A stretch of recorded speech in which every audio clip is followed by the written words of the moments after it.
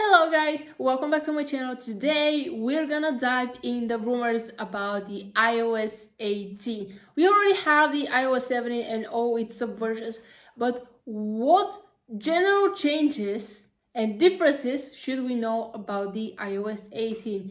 We already know that a better version will be presented at WWDC 2024, which will be on June 10th. This is what has been rumored, but the well-known facts are that we'll get the original default functioning iOS 18 in September with the new iPhone 16. There are so many rumors, people were speculating that this will be the best one yet. But is it true or not is something that we're about to find out. So right now, let's see what the rumor says.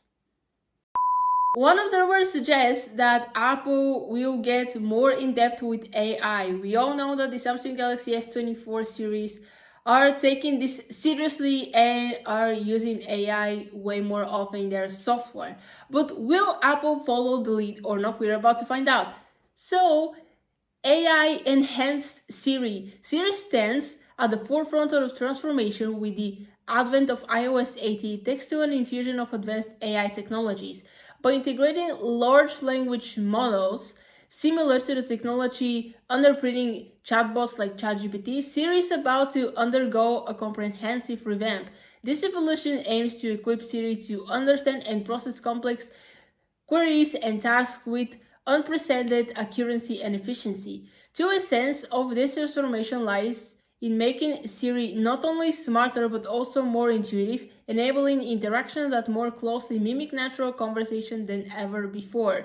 Imagine the conversation of engaging in article discussions or communicating multi-phase tasks with Siri responding with the precision and contextual awareness that mirrors human interaction. There are ramifications of these advancements extend beyond the more conversation enhancements. Siri integration across the Apple ecosystem promises a cohesive experience, retaining a conversation data across devices, thereby enriching user personalization and engagement. However, the privacy implications of this are a topic for another day. So, as we heard so far, they are thinking about getting Siri more powerful with AI. But will this happen or not? On how powerful exactly will be, what the AI will do with Siri, we still don't know until we don't see at least the beta version.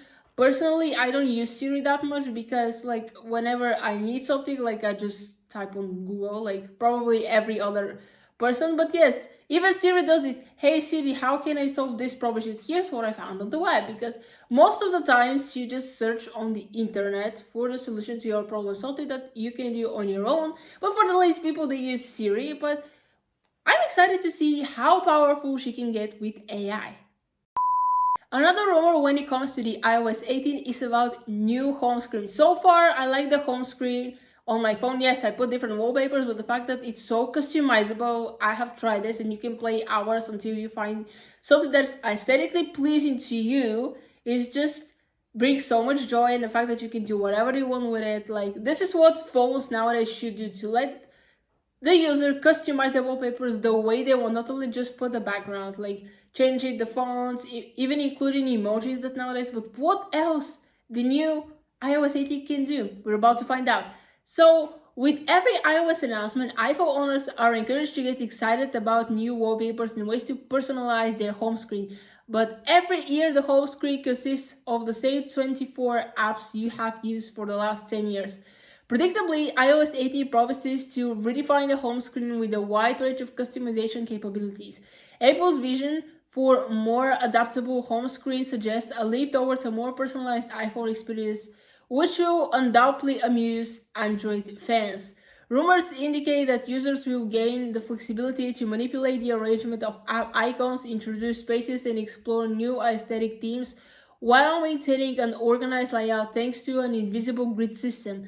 The level of customization reminiscent of the lock screen enhancement introduced in the iOS 16 highlights what could be the most significant overhaul we have seen in recent years. However, there are speculative whispers online of a theme store that could open a tantalizing possibility for users to curate their device's look and feel, extending personalization beyond the mere app arrangement to encompass icons, font, and overall aestheticness. So, we're expecting, except for the usual wallpapers that we get, something more innovative. What exactly can happen? So when the widgets came out, it was a huge one. I have seen people sharing their screen. Look how many widgets I got. Personally, I don't use them because I feel like they waste so much space on my phone while I already have an app for this widget. So at least for me, I don't need widgets that much. My dad uses the weather widget app because, well, he likes to keep a track at least for the week to know how he can get dressed, and if on the weekend it will rain or not, he can do some activities. But personally, I just, with one click, I open the app and that's it. I don't see a reason for me to use widgets, but I have to say they're very handy. So I would like to see if something will happen to this with the new iOS 18.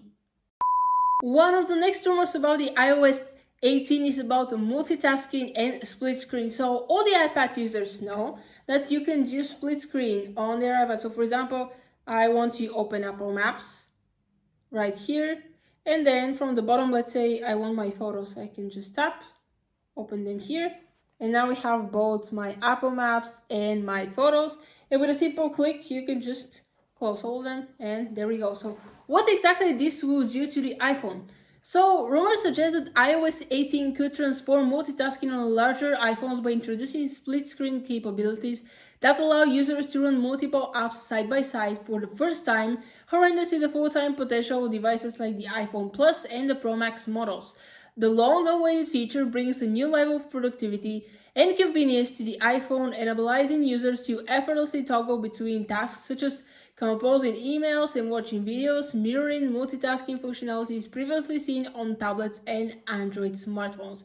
So basically, what you saw on an iPad, you can pretty much do on an iPhone. Honestly, I'm excited to do this, even though I don't use a split screen that often, because most of the time, like, I just open one app, and if I need something, like, I'm on my laptop. But you'll be interested to see how this will be on a phone, because, comparing the size of a phone and a tablet, it's a significant difference. So this is why they're introducing it to the larger phones like the Plus and the Pro Max models. But it'll be interesting to see how this will perform in general. The next rumor is about new personalized route planning in Apple Maps. So if I have to compare Apple Maps and Google Maps, it's based on preference. I haven't used them both enough to say that if I like one more or another. I use one app called Movie. Basically, you say to and from where you want to go to your destination. It tells you all the public transport that is available to go there, and also after how many minutes it will arrive in case you miss it. It also tells you the next 3 after how many minutes it will arrive. You can go to the subway, you can go with the tram, you can go with the bus, every single public transport. Of course, you can always call a taxi, but this is just for public transport. So how this will affect Apple Maps? Let's find out.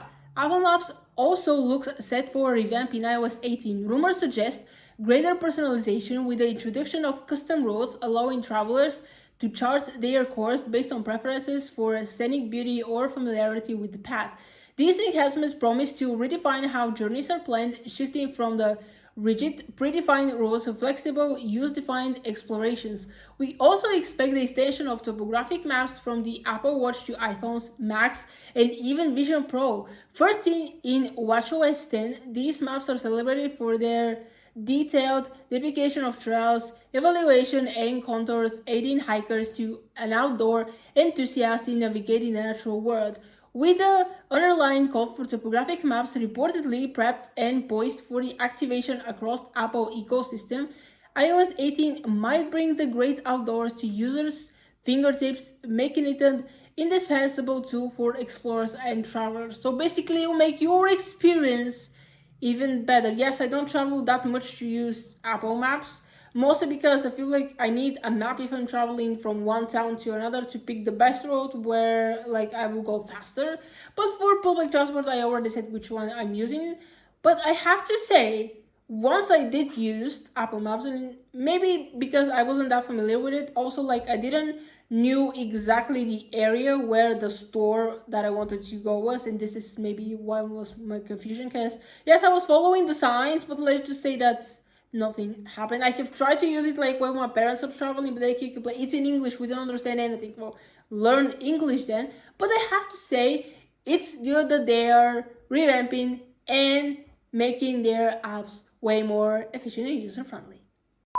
The last rumor for today's video is about ending the iPhone to Android messaging drama. So we already covered this in the last video. So one of the reasons why United States is suing Apple in monopolism is because when someone who has an iPhone is texting to someone who has an Android phone through iMessages, some of the videos or messages won't be visible for the person with the Android phone. So how Apple will finally end this, we're about to find out. So Apple looks set to finally embrace the Rich Communication Services standard in 2024, marking a significant evolution in iPhone to Android messaging dynamics with iOS 18. The integration enriches cross-platform communication, ensuring that sharing photos and videos and engaging in group chats between iPhones and Android devices is smoother and error-free.